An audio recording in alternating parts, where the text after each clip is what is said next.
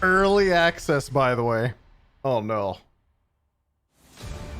Hello, hello. everyone. I am Zoe Schwind, and earlier this week, the community was treated to some massive news regarding Overwatch 2. Of course, the biggest announcement by far was the news that Overwatch 2 will arrive on October the 4th as an always-on, always-evolving live service game that will be free to play for everyone. Now, if you're like me, you're eager to learn more, and that is why I'm here today at the Blizzard campus to better understand the decisions behind the announcements, find out what they mean for the players, and, with some luck, uncover a few new game details for you at home. And be sure to stay tuned for the world premiere of the new cinematic, The Wastelander, which was teased just a few days ago. So with that, let's get into it.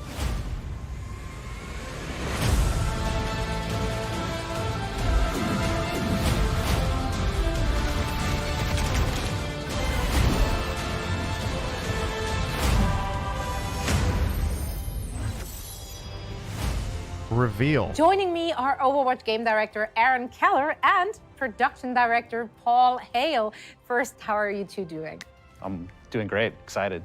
Yes, me too. So excited to be talking about this. And I'm so excited to have you both here. Now, there was a ton of news which dropped over the weekend, and the community has been buzzing. And I'm excited to be able to sit down with you two now to unpack all of this for everyone watching at home. Now, the biggest announcement had to be the news that Overwatch 2 is releasing on October 4th as a free-to-play live service. That's incredible, and that must be very, very exciting for you and your team.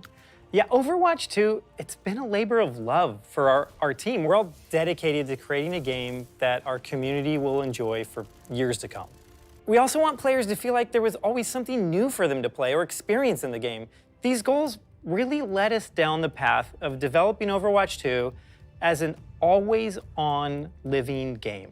One that continues to evolve and expand through seasonal content drops and keeps the game as fresh and fun to play. Okay, free-to-play PvP, 9-week model, content roadmap, new hero every... Such a passionate and creative set of players. And we know that they've been craving more ways to play the game they love so much. New hero every other season? In recent years, we haven't done a good enough job at delivering that for our fans, and we feel their frustration. 9 weeks is 2 months, every other season, so 4 months, so 3 heroes a year? We could deliver new heroes, new maps, modes, and more to the community on a frequent and consistent basis. As an Overwatch fan, of course, that's music to my ears. We know that's the community's top priority, and we feel like we have the right approach to be able to deliver that for them well into the future. How are you and the team planning to deliver on that promise? Well, the very first step is getting the game into everyone's hands, and that's going to happen on October 4th when we transition Overwatch 1 and invite every PC and console player to drop in and experience Overwatch 2's reimagined PvP experience. And that's just the beginning. Our plan is to deliver a steady drumbeat of new content every 9 weeks through free seasonal updates, ensuring that there's always something new to play, chase, unlock in Overwatch 2. 9 weeks. That all sounds amazing, and it's so much of it too. And now, I am sure everyone at home wants to hear more details. Of course, I'd be happy to share a look at the road ahead. Our journey is going to begin on October 4th, when Overwatch 2 releases free-to-play. This includes 3 new heroes, 6 new maps, brand new mode, and more. The new heroes include Sojourn. Oh no! Junker Queen, and a brand new support hero that we'll reveal in the months ahead. Our new maps will take players across the globe to iconic locations. Our new PvP mode called Push will challenge teams in new and exciting ways. Players will also be able to unlock new cosmetic items through the in-game store and Battle Pass. Battle Pass, okay. As well as complete weekly challenges and experience the start of Competitive Play 2.0. And of course, everyone will also be able to access the revamped heroes, PvP maps, and fan-favorite game modes from the first Overwatch game. Our next season will arrive in early December, where we will introduce a new tank hero, along with a new map. We'll have more themed cosmetic items for players to earn and unlock in an all-new Battle Pass and also in the in-game store. And in 2023, we'll continue to release a new season every 9 weeks with either a new hero, new map, or new mode. Players will get the chance to earn more themed content, complete weekly challenges, dude, they're dropping this so fast, new Battle Passes, and more. There will always be something new to play. In 2023, we'll also be Wait, what did he releasing our say? new Either? PvE experience. What did I miss? We're really excited I saw about. PvE. We're really looking forward to being able to share more with the dropping the shit community so as we get crazy. closer to releasing them. I know we've seen more and more games shift towards that free-to-play model in recent years, and it really does seem like players have taken a liking to it, especially shooter fans. Did that have an impact on deciding to make Overwatch 2 go free-to-play? Honestly, not really. For us, free-to-play games offer a lot of advantages. From the very start, Overwatch was designed to be a social experience. We have heroes of different roles, and they all rely on each other in order to accomplish their objectives in the game, so it requires a lot of teamwork. We also see that outside of our game, within our community, with fan art, cosplay, and the Overwatch League. We know our fans are having the most fun when they're playing with their friends or meeting new ones, and the move to free-to-play makes it easy for everyone to just drop in, play the game, join the community, whether they own Overwatch 1 or not. And with Overwatch 2 crossplay enabled, people can play together no matter what platform they prefer to play on. It's always been a game that stood for This is so much inclusivity PR. and community. I can't handle it. When they see the roster of heroes, we want them to feel like there's someone there that they can feel connected to. Because the Overwatch universe is and always will be a place for everyone. And we feel like we have an incredible opportunity with Overwatch 2 to really embrace it.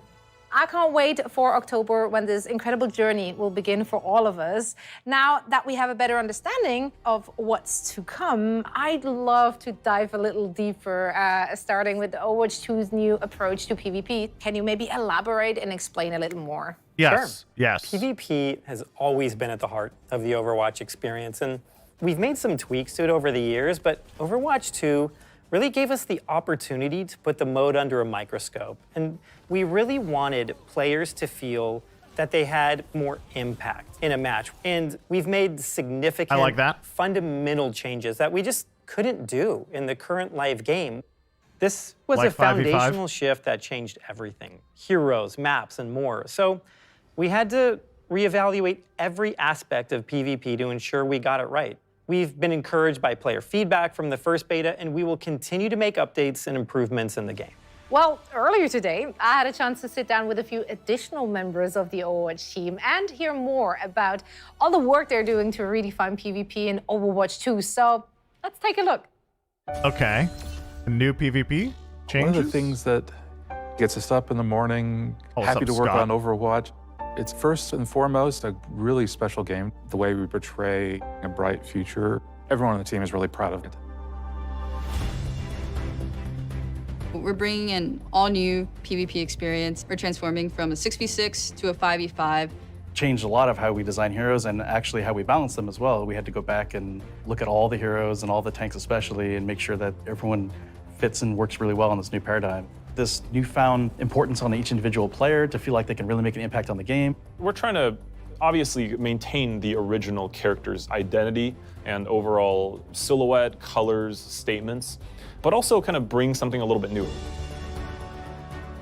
We can make balance adjustments really quick, as fast as our design team sees that there's an issue. Jeff Goodman and the rest of the hero design team have been loving all the feedback coming in. They have tons of awesome ideas about how to change. I actually love all the art in Overwatch chat. It is so heroes truly like Orisa so well done. A major rework. We're looking at how many barriers are in place. You think about Overwatch, you think of these really protective shields. But we're looking at it from the perspective of, what if she didn't have that? What would that even look like? We're just always looking for great opportunities to change for the better. So we got rid of them. True, thank you, Goodman. I'm really excited about how we've refreshed all the maps.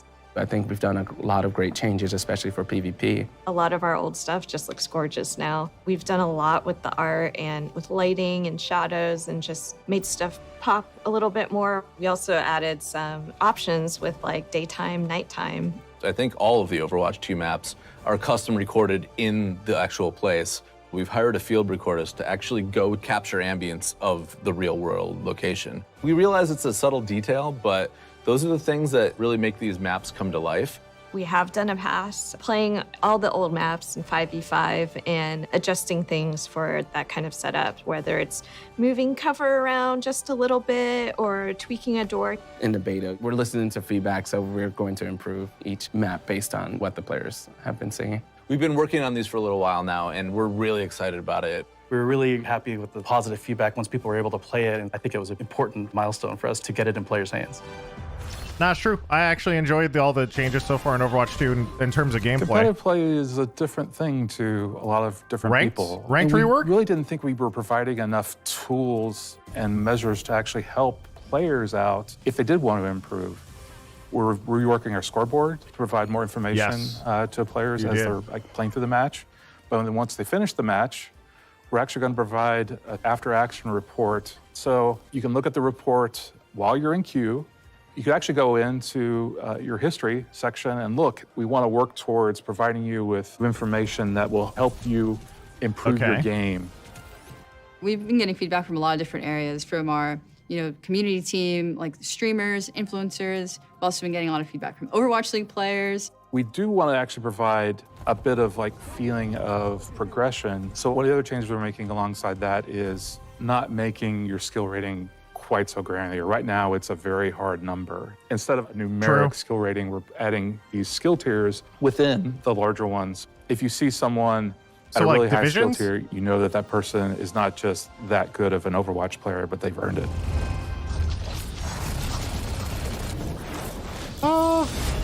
I mean, if I saw someone at 4,500, I always knew they were good, but you can immediately tell they're 4,500. Push game mode and maps along with it. Push is a PvP game mode on several different new maps. We've been playing it in the beta. You didn't really elaborate yet. Using it in Overwatch League as well. Wait, is that all? Once we started playtesting it, it was kind of an instant hit. There's a level. It has one path that goes all the way through it from one base to the other. And in the middle is TS1. And he's this lovable robot with a pair of barricades next to him. And the players are essentially fighting for control. And if they take control by taking out the other enemy team, TS1 will move a barricade towards the enemy base. To win, you either get that barricade all the way to the enemy base, or after a certain amount of time, did you move your barricade farther than the enemy team did? It's a very fair game mode. I think the maps are great. It provides for a lot of different locations where a lot of great fights can happen. I've enjoyed Push every time I play it. I like it. We developed way more fun than 2CP. Engine upgrades in the game, so this allows us to do faster iteration. This was a huge effort by our engine team to allow the art team to build faster, more detailed environments in a shorter amount of time. You will get to experience the game world. We wanted to feel much more immersive.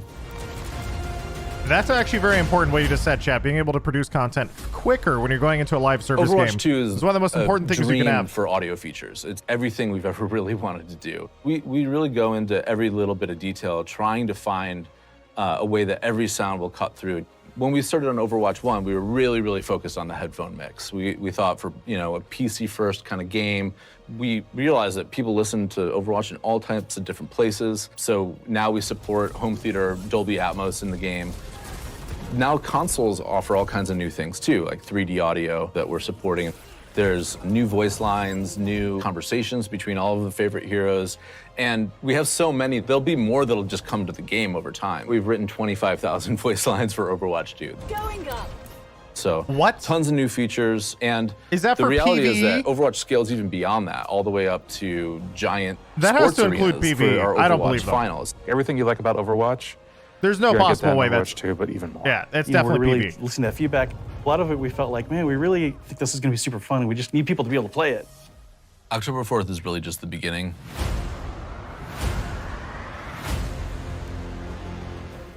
I mean, just amazing work by the entire team, and I personally can't wait to finally get my hands on the full PvP experience when Overwatch 2 goes live this October. And October is just the start. As Paul mentioned earlier, Overwatch 2 will continue to evolve and grow over time. But what does that mean for us, the players? Well, I went behind the scenes to talk with the team working on new seasonal content and find out more. So let's take a closer look at what players can expect when Overwatch 2 expands post-launch.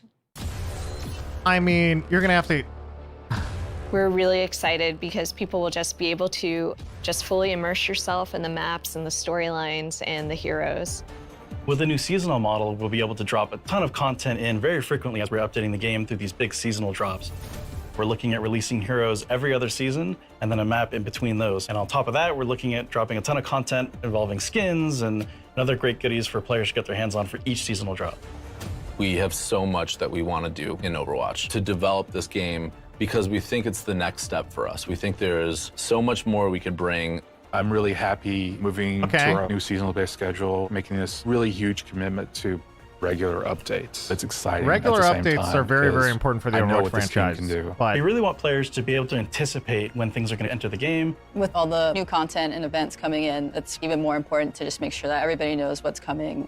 And along with the free-to-play change, we're doing away with loot boxes entirely. We have a new Battle Pass model coming in and the store as well. So players will have a lot more control about how they interact with the game and how they acquire new content. Okay. So just no more loot boxes, huh? Over the past couple of years. I'm most excited for folks to see some of the new heroes that we've been kind of cooking up. It's a bunch of different reasons why we choose to make a hero. We're trying to follow the narrative, pick the hero. So they're going that full makes cookie sense. cutter then. Or do we need to create a hero that answers this meta, Battle counters Pass, a certain strategy they mentioned that's too store. strong in the game? We've got 2 more supports and another tank in just the first couple of seasons, and we're still working on new characters. 2 more supports and a tank in the first couple seasons. There's characters that folks have already seen. Who's the second support that I'm forgetting? There's also characters that you've never seen before, Fox never Girl heard definitely has to be a support from the trailer. We're looking at making sure that we don't know of the other one. This new, very fast-paced paradigm and less shields and crowd control. You can see a lot of that reflected in team play moments, but with a much faster-paced vibe. We want to push the sci-fi, the futuristic feeling of maps. There's a touch of sci-fi everywhere you look. So this is something that was a bit more subtle in Overwatch 1. We really want players to feel that the world takes place in not so distant future. Coming up next is Rio. Rio, new PvP map. Pretty sure everybody's gonna love that one as well. It's a great map. What a legendary Close to the beard. team. What is... Many people on the team are from Brazil, so it was kind of fun to inject the culture, the colors, the vibe into this map. There's a map that takes place in Portugal. This map is pretty close to the team because our lead environment artist, he's from Portugal. People from the location should really get a sense that we've done a ton of research, and we were very inspired, and I think we captured it pretty beautifully in the game. It is a push map, one of the newest game modes. Push map. And we tried some pretty interesting layouts for this one, so we hope the players like it. We definitely want the game to feel like a globe-trotting adventure. There's new types of content from what you're used to in Overwatch 1. We have charms, we have banners. Oh, okay, cosmetics. That I worked on actually is for Genji. He's got this kind of cyberpunk Japanese demonic theme. Mythic skins are meant to be this next tier of skins above legendary. Players are able to go in there and pick and choose certain pieces meant to be this extra awesome legendary skin that you can customize. We're currently developing quite a few mythic skins. They're going to be released over the seasons. All this amazing stuff, all of the amazing mythic skins. For weapon charms, really what we're looking for there is just for the players to be able to express themselves and dress their character up. One of our core tenets on Overwatch visually is to focus a lot on the first-person view. We want you to be able to see it and enjoy it while you're playing the game. One thing that was really important to us was to make sure that players, if they earn anything in the game anywhere, that they're able to use it everywhere. So if you earn something on console or on PC or on Overwatch 1, you can always use it in anywhere in Overwatch 2 as well. And with each new season, there'll be a ton of new content. Everything in Overwatch 1 carries over as well. These seasonal updates will allow us to be constantly infusing the game with new content, new heroes, new maps. So the game is going to feel fresh just all the time. There's always going to be something for you to do or to work towards. There's never going to be a point where you're like, gosh, I don't have anything to do.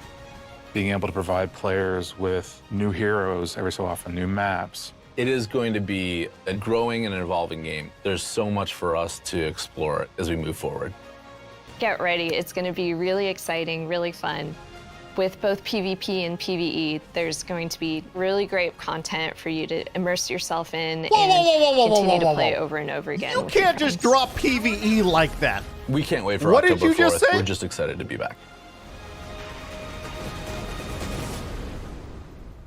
I mean, it's so great to see how much thought and care your team is pouring into really elevating the game through post-launch season. So you mentioned that PvE is coming in 2023. Now, can you tell us how the development is going and why the team is committed to bringing these type of experiences into Overwatch? Oh, shit. We're all so invested in the world of Overwatch and the heroes that live in it.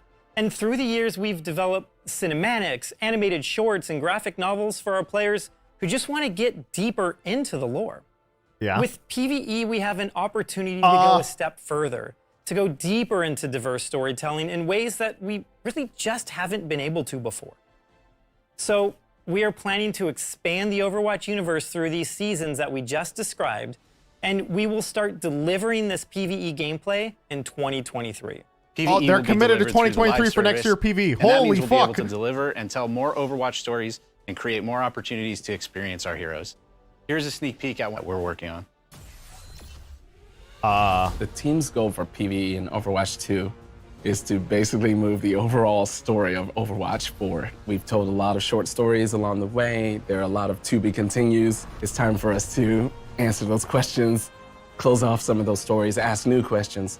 So the new game will definitely move the overall canon of the lore of Overwatch forward. Get those doors open! For the PvP live service, Who the hell is for Claire? certain seasons, you're also going to get some PvE maps. You'll be fighting Null Sector in at least some of the maps. They've come back and they're mad, so it's Overwatch's job to take them out. There's going to be content for you to immerse yourself in and continue to play over and over again. A lot of the older guys from the original Overwatch team, they're coming back, but they need help with some of the younger generation like Brigitte and Lucio. So we're going to tell the story of how Overwatch basically gets back together. Another thing we want to do with the story is to showcase more of where the characters are from. For example, Torbjorn is from Gothenburg. Players will get a chance to see what Torbjorn's factory looks like. You can play PvE with your friends and immerse yourself in the world and stay inside of it a little bit longer.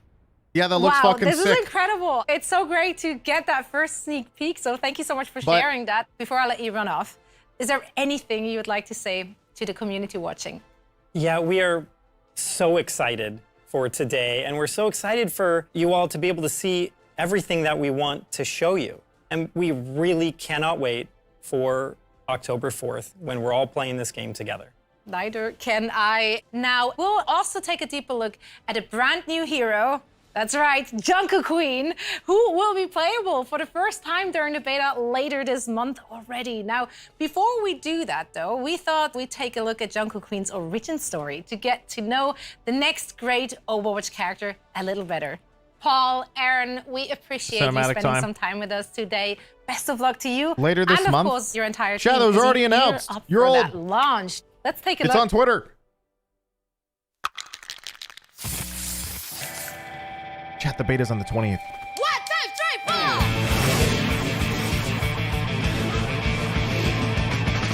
She's a colossus, born from the sand, rise above a nation and born to command. Her bears and in the back, she falls through her vine, hunts the barrel on the X and wrecks them like a crime.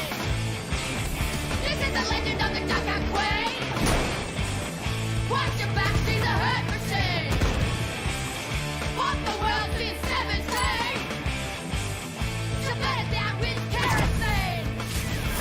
She went on a journey to break the curse of the 5 metal demons of the betting land. They thought they were best, found out she was worse. She left them to rust beneath the stairs. This is the legend of the Jungle Queen. Watch your back, she's a hurt machine. Fought the world since 17. She fed it down with kerosene. Well, I know sacrifice and I know pain.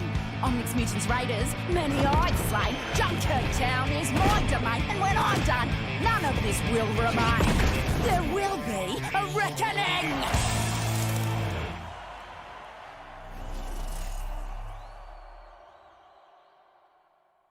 Cinematic. Wow, just wow. What Where's the an cinematic? unbelievable new hero, and we will dive deeper into Jungle Queen. But first, I wanted to introduce art director Dion Rogers and a few new faces to the show. We have narrative designer Miranda Moyer and cinematic director Ben Dye. Thank you guys so much for joining. Welcome. Yeah, thank you for having us. Happy to be here. I'm really excited to share this. It takes an army to create a game. I mean, the effort is clearly paying off. That short was just so much fun to watch. Now, it's been such an exciting week for everyone watching, but I'm sure for you three as well. Players have learned that the next beta is coming on June 28th. Can you tell me a little bit more about what we can expect to see in this beta? The biggest thing is open to console players this time. We're gonna add a new map, Rio. Junker Queen will be playable finally. So this should be pretty fun. I mean, I personally can't wait to get my hands on Junker Queen, and you're representing her right there with the cool shirt as well. What a great segue. So let's talk more about the newest Overwatch hero. I think it's super exciting. I know everybody has been really anticipating this character for a long time. She's been super prominent in our lore ever since the Junkertown map came out, and I think people have really been looking forward to finally getting to experience everything that she has to offer. What makes Junker Queen so unique, and why do you think the Overwatch players will love her? So Junker Queen is interesting. Usually when we start a character, we do a bunch of drawings and we have a little story.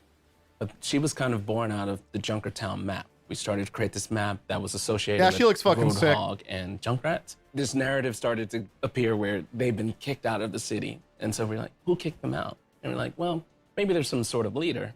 So we had the kind of Junkertown decree that you can see in the level. And then over time, it kind of developed that it was a queen. During the short, we're actually developing her personality. She's full of attitude. You know, that's what we love about her is she's really, really strong. So she's very recognizable. And obviously the lore behind her is very interesting. So some of that potentially can bounce off what the game design would be. It's great to hear that it's just such a collaboration with the Overwatch team. Yeah, this is the fun part about working together. The Overwatch universe, it's filled with memorable heroes. And as you said yourself, Ben, it does take a village of dedicated developers to really bring each one of those to life, but in a meaningful way. So let's take a deeper look at the making of Junker Queen. Oh, they're saving the cinematic for last. When we started on Junker Queen, first we have to decide what kind of role she's going to take. So she's a tank. She's a really aggressive tank. You know, we didn't want her to be kind of a Reinhardt style, stay back and guard her team. She's got this very ferocious nature, and we wanted for that to be represented in her gameplay as well. Personally, what I'm most She excited just threw a about knife. Junker Queen She has is just what was that, her like a big pistol axe, shotgun you know, thing? just to be able to swing that thing around is awesome. It's always great to have some sort of anchor point to make sure we really incorporate this axe into her abilities. Suddenly has an axe? Shotgun her thing? Secondary we call Jagged knife? Blade. The knife went back at her? Melee attack, she will kind of swing with the blade instead of a normal punch. It does a little bit of extra damage and creates a wound on the enemy. So she can throw the blade as her secondary fire, and it's really a great sort of skill shot to be able to land on an enemy, especially like a moving enemy if you can land it. And after you throw it, she'll recall it, and the force of recalling it, if it's stuck into somebody, will actually pull them forward. So she can actually kind of pull people to herself if you can manage to stick Isn't that just a hook? For Junker Queen's ultimate, we have an ability called Rampage. She creates this kind of whirlwind of magnetized metal, including her weapons, and it whirls around her, and then she dashes forward, and you try to go through as many enemies as possible and tag them all up. That also wounds everybody, which is really important because it's very easy to hit with this large area effect, so it heals you for a lot, but also it creates a debuff on the enemies that reduces the healing. Wait, did she just to 0? She has purple. She Our can sound purple designer people. has done an incredible job with her. She's full of snarky fun to the way she plays. So all throughout her kit, there's little guitar sounds actually hidden. So if you listen to her axe, she pulls it out and there's a big screech on the guitar strings and she pulls it forward. We have a wonderful actor named Leah who we found after a huge global search trying to find the right voice for her. Here I am. It's really amazing when the right actor matches the character and the personality. You feel this sort of magic that comes out of it. I think players are gonna love her. She's scary, she's awesome. She's a departure from any other hero that we have here. You know, this is just a straightforward badass character. She's just been so much fun to work on, and I'm just so glad to get her in people's hands finally. The Queen of Junkertown has arrived. So how does the Junker Queen fit into the overall world of Overwatch? I think Junker Queen's pretty interesting because there have been So a new previous aggro rules tank. of Junkertown. Okay. Junker Queen Has was a not hook. always the queen. And the old rulers of Had Junkertown have always been anti-maid? kind of content to just, you know, lord over the city. But Junker Queen, she has a very big axe and big ideas to go along with it. What did you aim to achieve when developing Junker Queen?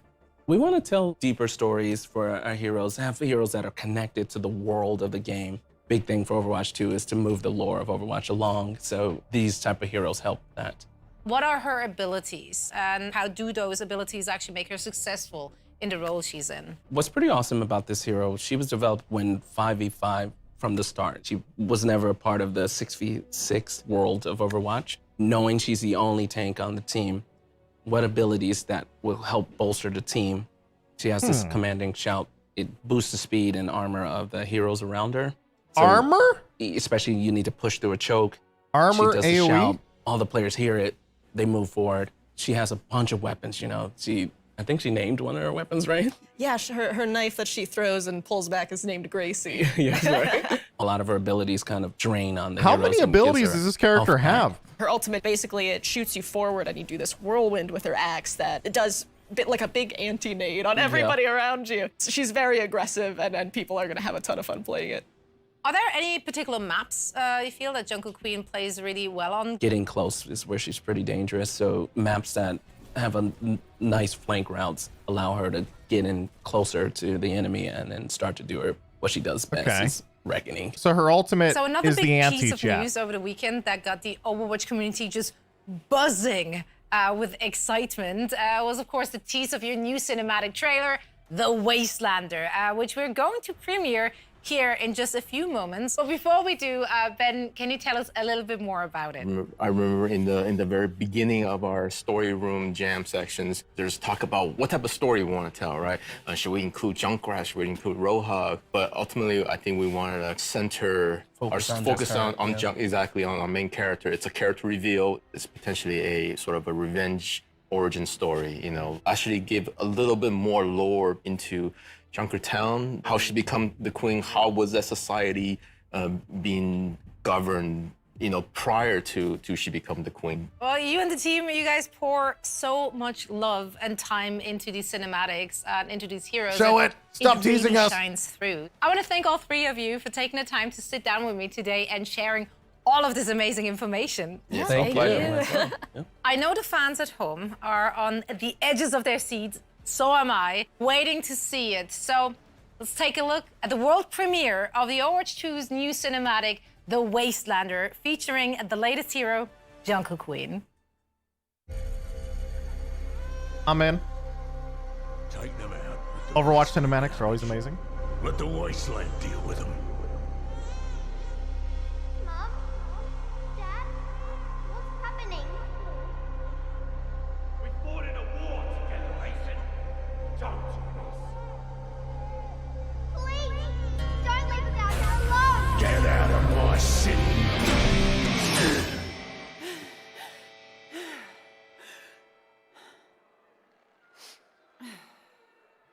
What? I'm not allowed to have a bad dream?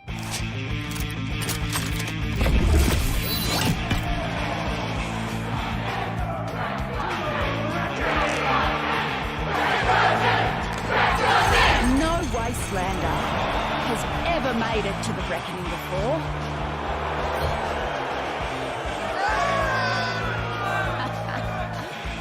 But here I am.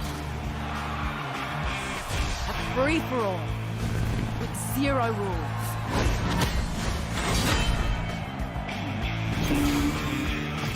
And the survivor gets the throne. Welcome back, Junkertown. King Howell has never lost. Not in 13 years of rule. On the battlefield. Not until today. The reckoning begins in 5, 4, 3, 2, 1. Did you really think this would be a fair fight? You don't survive the reckoning unless the winner grants you mercy. That's why I've got to win this whole thing.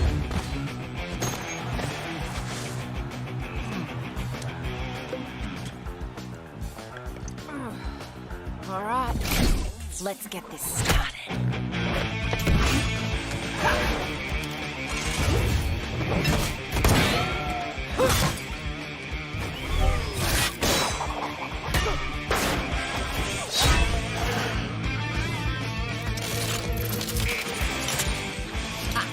Scavengers like you ain't so bad.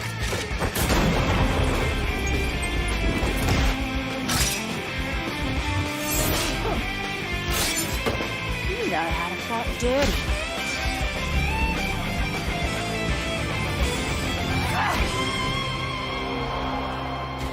I want scavs like him on my side when I'm queen. Speaking of, come on, big boy. Off target, G'day, Mary. What are you smiling about? If you're smart enough to run the Tinkers, why are you working for this strong guy? Ha!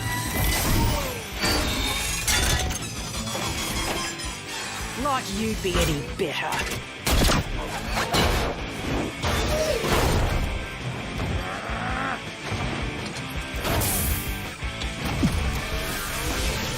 At least I wouldn't shoot my friends in the back.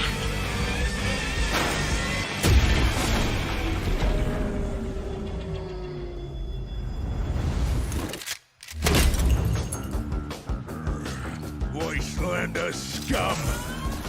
I won't just die! Because we're stronger than you. You haven't had a real fight.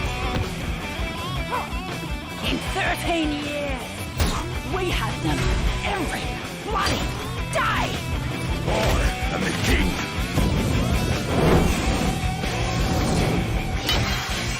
I own everyone here! Not in this arena.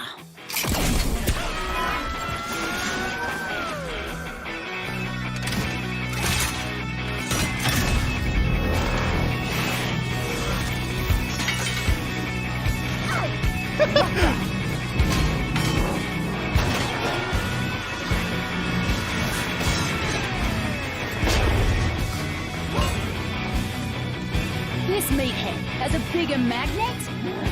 Figures.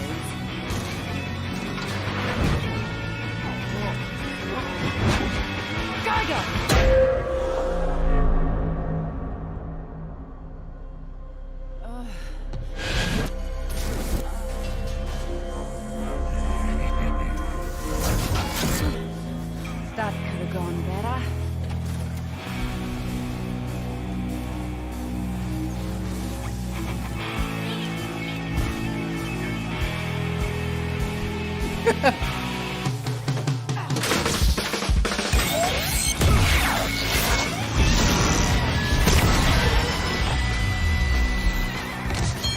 You idiot!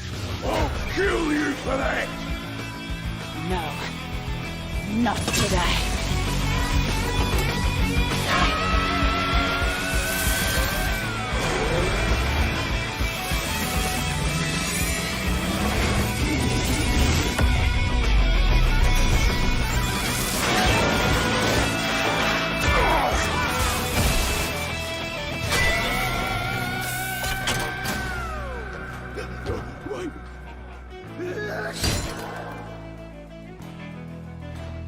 Mercy.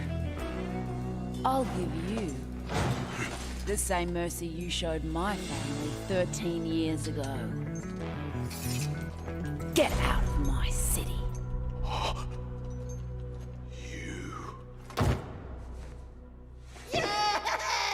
Junker Queen! God damn it. Well, that turned out all right, didn't it? But now they're probably wondering what sort of changes I'll make around here. Well, buckler, they're about to find out. This is the legend of the Junker Queen! Watch your back, see the hurt machine! What the world's been said! To bear down with kerosene! Oh god, dude. Fucking Junkrat.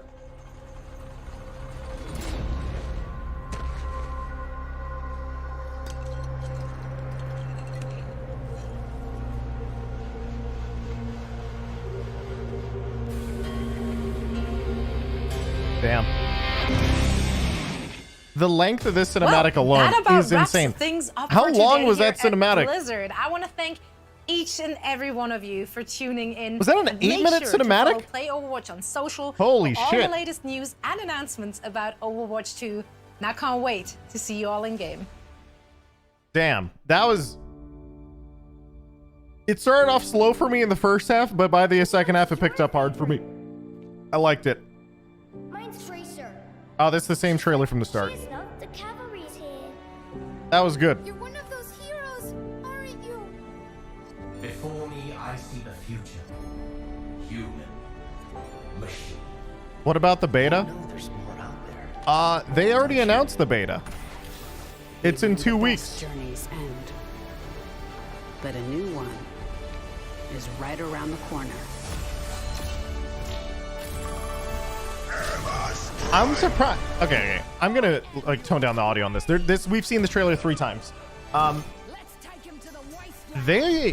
This entire presentation, I would say, has quite a significant amount of filler. So let's break this down as fast as possible, because I'm just gonna start skipping around, because this is the ending of this trailer right now, right? Like, they're just playing the cinematic again.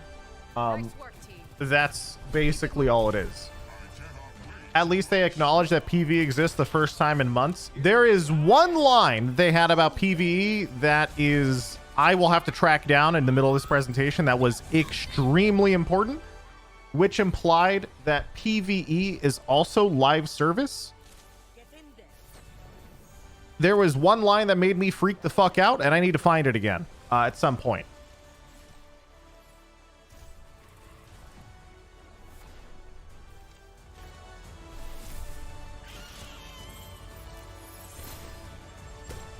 We have screenshots in Discord streamer. Oh, really? I mean, okay. Give me a sec. Early access begins, blah, blah, blah. The biggest, most important thing to take away from this entire Jesus' chat is so negative. Dude, it's not the chat. The gaming community at large is very negative about Overwatch, and not for entirely unfounded reasons. They abandoned the game for 2.5 years, and then they came back to say that PvE isn't coming for another year. And then they also said simultaneously, right, that you're only going to have 3 new heroes on launch. The meme about Overwatch 2 right now is going to be, why do I have to wait 2.5 years for 3 new heroes on launch? Most gamers are Karens. I mean, dude, you could say whatever you want. I'm telling you what most people are going to think. Their immediate reaction to this is going to be, I love Overwatch, and I'm very interested to see all, like, I'm happy they're adding content. I'm happy they're doing all this stuff. You know, there's going to be a lot of people who are going to be like, I hate monetization. I don't want to see the Overwatch go down the standard cookie cutter, gun charm, cosmetic battle pass stuff. But if it means I get regular content, I like that. But to see only 3 new characters at launch is extremely disappointing. That is insane. Because what it really means is they were so pumped into their PvE side of the game, which they are still not teasing at all. They teased it for like 30 seconds out of what, a 45-minute presentation. Intense. There's a 4th character in December, though. So, okay. If you go back to their original hero release schedule, they released 3 characters a year starting from 2016 onwards, right? And so by this point, and if they get to October, take off a couple characters, whatever, you might, I've always said that I expected them to have anywhere from 6 to 8 characters on launch. Now, if you even cut that down by a couple characters, because how live service games work, chat, is they have to operate seasons ahead. So let's say, for example, that in that entire schedule, maybe they had 5 characters, 5 or 6, right? And then they release with 3, and then they put 1 character for the next couple seasons. So that way they have a couple seasons of runway, because all of these seasons work. Yeah, they probably only have like 5 or 6 characters right now. But it doesn't, it's just 6 is too much. No, I don't know what you guys are saying. All I'm saying is, the live service games operate on a runway. So for example, Apex Legends, which is a very, very, very successful live service game, they're like 3 seasons ahead internally, or 4. That's how these games and all these devs work. So you're looking for 2205 streamer. Wait, what is 2205? But 3 new characters is extremely disappointing for anyone who has, yeah, that it's going to feel extremely disappointing. Damn. 3 years of content dropping for what? The reason is because of PvE. Anyway, so 3 new characters on launch. No matter what, though, 3 new characters on launch is fucking embarrassing, and I don't care what anyone says. This is embarrassing. And this is going to become a hard meme. 6 new maps, New map here, season here, 9-week season. It's actually more interesting than anything to see the reaction of chatters who maybe, I kind of look at it as like, chat, none of this shit surprises me. The moment they announce that we're going to battle pass seasonal model with a cash shop, I go, okay, like I've done this 5 times. But I feel that there's actually a significant Overwatch population who has quite literally only played Overwatch. And so now they're having the biggest whiplash of their life. They're going straight from Overwatch, which had some basic loot boxes that they got, and that was it.